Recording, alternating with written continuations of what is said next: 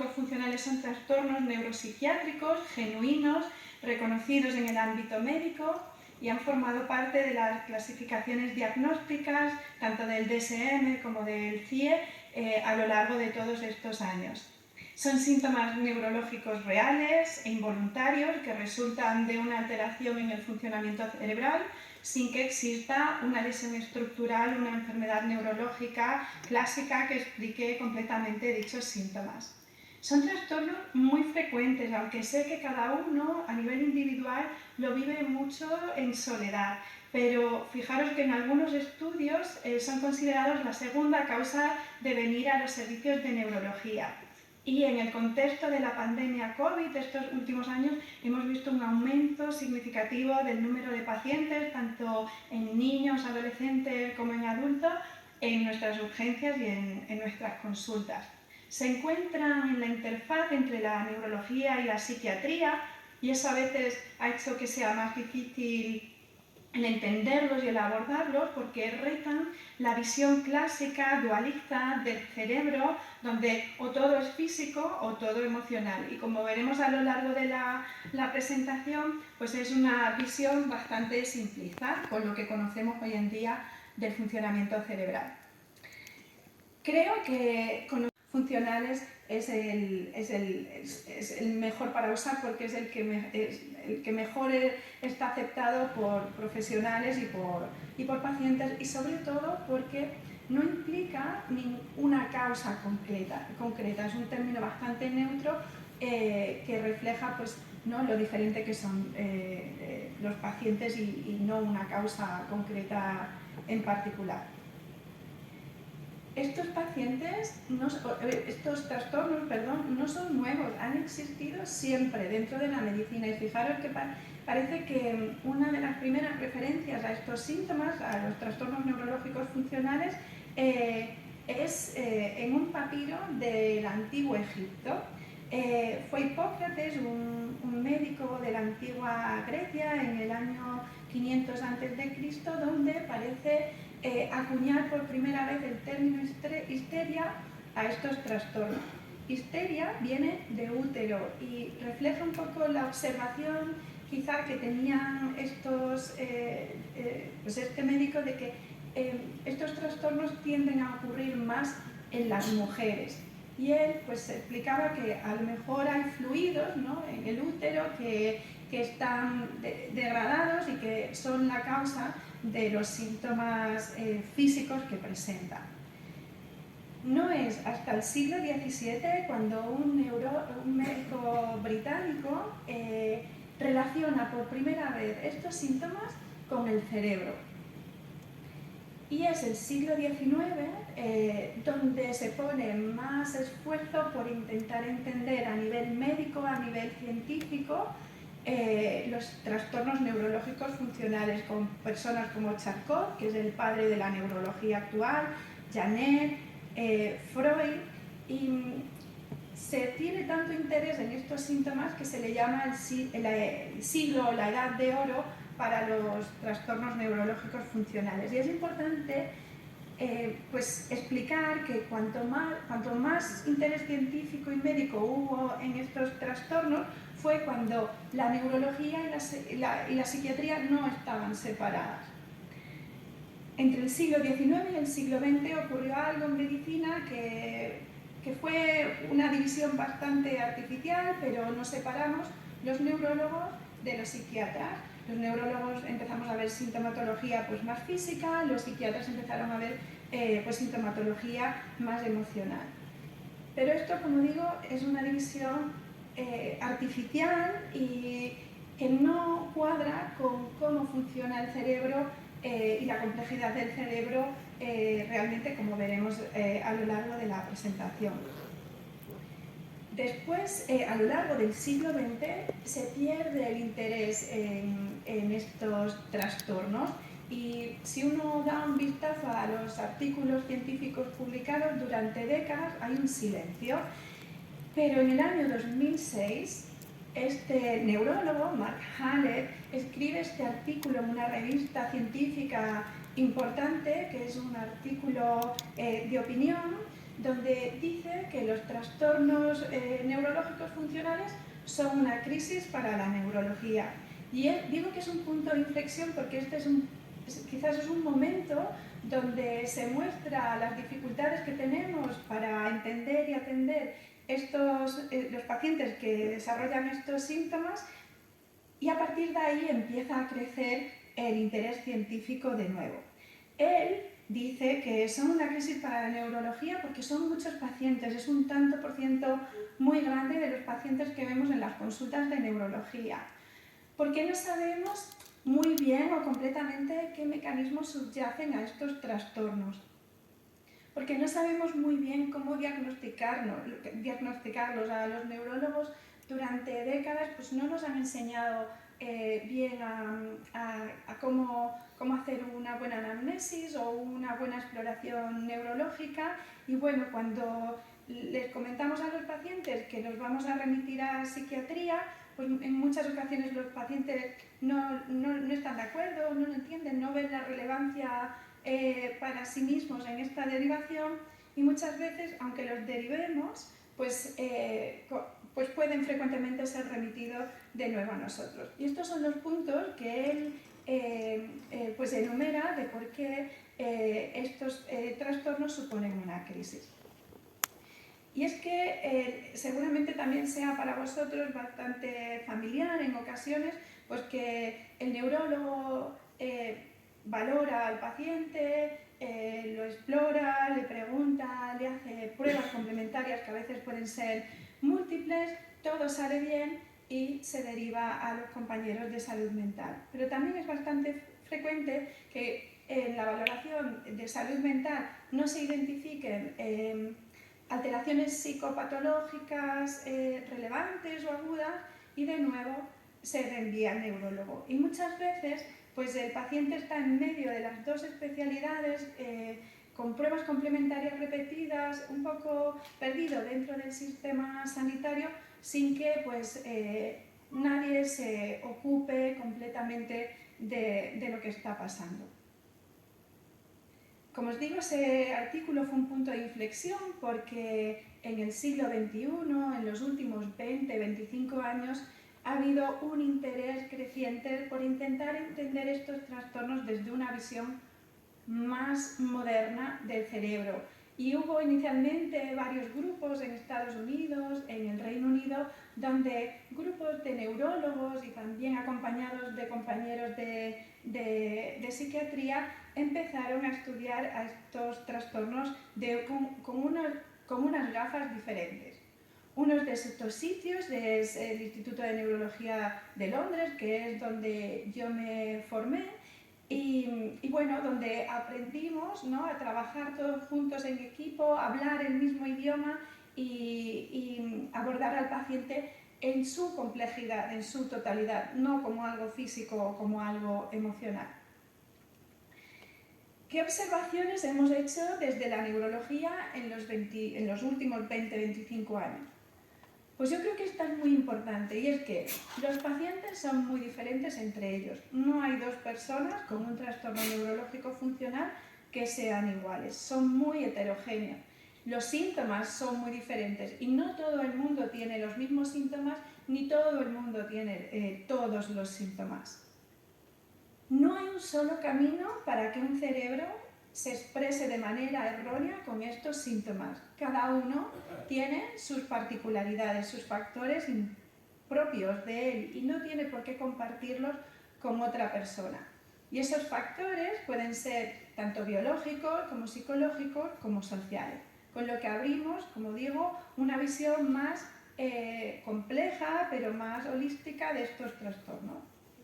A veces puede ser útil ver estos trastornos como un iceberg, ¿no? La punta del iceberg, ¿qué es lo que vemos? Pues es el síntoma físico, pues un temblor, un problema para caminar o crisis disociativa, pero detrás de ese síntoma hay muchos factores que son relevantes pero que no se ven. Pues hay factores que pueden predisponer o facilitar o aumentar la vulnerabilidad del cerebro de expresarse de esta forma, que de nuevo pueden ser biológicos, psicológicos, psicosociales, y que En cada persona, cada uno va a tomar un peso diferente, hay factores precipitantes, muchos de los pacientes nos pueden contar la hora y el día que empezaron sus síntomas, pues pueden ocurrir después de algo físico, un traumatismo, una cirugía, de algo emocional, y comúnmente es una combinación de ambas cosas, porque no hay ningún evento físico que no tenga un acompañamiento emocional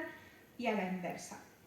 Y luego pues hay factores que pueden facilitar que los síntomas se perpetúen en el tiempo y que son diferentes también en cada persona. Desde la neurología también y desde la observación clínica hemos cambiado nuestra forma de diagnosticar a estos pacientes. Previamente era más un diagnóstico de descarte, donde, bueno, pues como todas las pruebas son normales, pues seguramente sea un trastorno neurológico funcional, o la persona ha tenido un bagaje a nivel emocional más o menos complicado, pues a lo mejor también por eso puede ser un trastorno neurológico funcional. Pero lo cierto es que hoy en día hacemos un diagnóstico clínico en positivo y está basado en la historia clínica y en la exploración física neurológica del paciente, porque en ambos aspectos hay síntomas y signos que nos indican que esto es un trastorno funcional, porque se observan típicamente en este tipo de patologías y no en otras enfermedades neurológicas. Aquí quería hacer un parón porque algunos pacientes me preguntan en la consulta por la resonancia funcional y si es necesaria para hacer el diagnóstico, y he de deciros que no, que hoy en día no, el diagnóstico se hace únicamente desde el punto de vista clínico. No hay ninguna prueba complementaria que nos diga que esto es un trastorno neurológico funcional. En las pruebas de resonancia funcional se pueden ver cambios en cómo diferentes áreas del cerebro se comunican entre ellas, solo a nivel de investigación, porque los resultados son a nivel grupal, no dan un resultado individual para cada persona. Y fijaros que aquí no vamos a entrar por supuesto en todos estos, pero pues mostraros un poco los criterios diagnósticos y en qué cosas nos fijamos en neurología para poder hacer el diagnóstico en consulta. Si hablamos en cómo ha cambiado la investigación y con ello la visión de estos trastornos en los últimos 20 años, creo que es importante hablar de cómo se entiende hoy en día el cerebro. Uno puede pensar, ¿no?, pues que cada área cerebral tiene una función, y uno puede pensar que cada función y cada área se comporta como un departamento estanco, como una caja única que no se relaciona con las demás. Pero lo cierto es que a medida que conocemos más sobre el funcionamiento del cerebro, sabemos que en este órgano todas las áreas se comunican y hablan con todas, por lo que a veces si se desajusta una parte, esta parte habla peor o se comunica peor pues con otra parte que puede ser pues la de la coordinación motora, el movimiento, la cognición, la sensibilidad, el dolor. Y es imposible un poco tocar todas las partes de los estudios científicos que se están realizando estos últimos 20 años, pero quería un poco señalar varios que yo creo que han sido muy relevantes en cómo hemos ido avanzando en el conocimiento de estos pacientes. Ha habido un interés especial por entender que estos trastornos son involuntarios. Y eso sí, como hemos dicho a nivel de investigación, hemos usado pues, técnicas como la resonancia magnética funcional para ver cómo en grupos de pacientes la forma de activarse el cerebro es diferente a otras personas. Y aquí, pues este estudio que se hizo en Oxford estudió a pacientes que tenían temblor funcional y les hicieron estudios en resonancia magnética y los hacían en diferentes situaciones. Una situación era donde el paciente conseguía una postura donde el temblor no estaba de manera transitoria. Otra situación era donde se le pedía al paciente que él mismo reprodujera voluntariamente su propio temblor. Y otra condición donde el paciente pues presentaba el temblor funcional y lo dejaba fluir tal y como es. Y cuando se compararon todas esas situaciones, se vio que cuando el temblor funcional aparecía, había pues ciertas áreas del cerebro que no se activaban igual que en las otras situaciones. Y una de ellas era un área que está en la zona parietotemporal derecha y que está involucrada en cómo el cerebro reconoce que nuestros actos, nuestras sensaciones, nuestros movimientos son nuestros. En el cerebro humano sin alteraciones, pues el cerebro es capaz de distinguir qué movimientos, qué percepciones son nuestras para poderlas diferenciar de lo que ocurre a nuestro alrededor.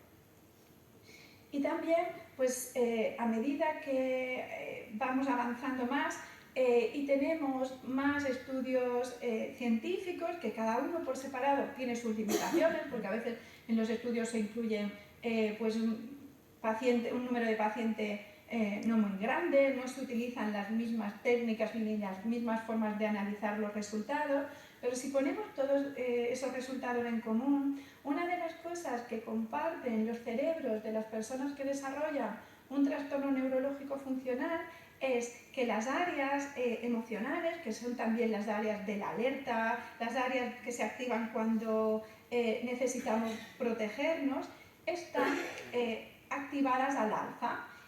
Y además la comunicación de esas áreas con las áreas motoras que controlan el movimiento, las áreas de la sensibilidad, las áreas del dolor, es diferente a los sujetos sanos, no acaba de comunicarse bien. Y esto engancha con algo que creo que Marta Sanz va a desarrollar más en la charla posterior, y yo no me voy a, por eso mismo no me voy a parar en detalle en mi presentación. Engancha con que esas áreas emocionales, las áreas de la alerta, son también las que mantienen al cerebro regulado dentro de una ventana de tolerancia. Y uno dice, ¿qué es la ventana de tolerancia del cerebro? Pues esta ventana es el rango óptimo donde el cerebro se activa y en el que puede funcionar con flexibilidad, conectando bien y con recursos para responder a los desafíos de la vida diaria. El cerebro humano está en contacto continuo con lo que pasa alrededor y con el propio cuerpo a lo largo del día. Cuando se sale de esa zona óptima, los factores que pueden ayudar a que se salga de la zona óptima, bien por arriba o bien por abajo, son diferentes en cada paciente y en cada persona, pues el cerebro deja de comunicarse bien con el cuerpo. Y es por eso que cuando hablamos de tratamiento, pues un poco la filosofía de base del tratamiento es intentar en ayudar a volver a regular ese sistema para que se comunique mejor con el cuerpo, con las emociones y con las diferentes áreas, entre las diferentes áreas cerebrales. El primer paso del tratamiento es comunicar el diagnóstico al paciente. ¿Y por qué esto ayuda a regular el sistema? Porque cuando uno comunica el diagnóstico al paciente y el paciente lo entiende, pues le cuadra, esto ayuda a disminuir el nivel de incertidumbre que el cerebro trae, pues seguramente después de múltiples valoraciones, múltiples pruebas complementarias donde no acaban de decir qué es. Disminuir la incertidumbre es regular el sistema hacia la baja.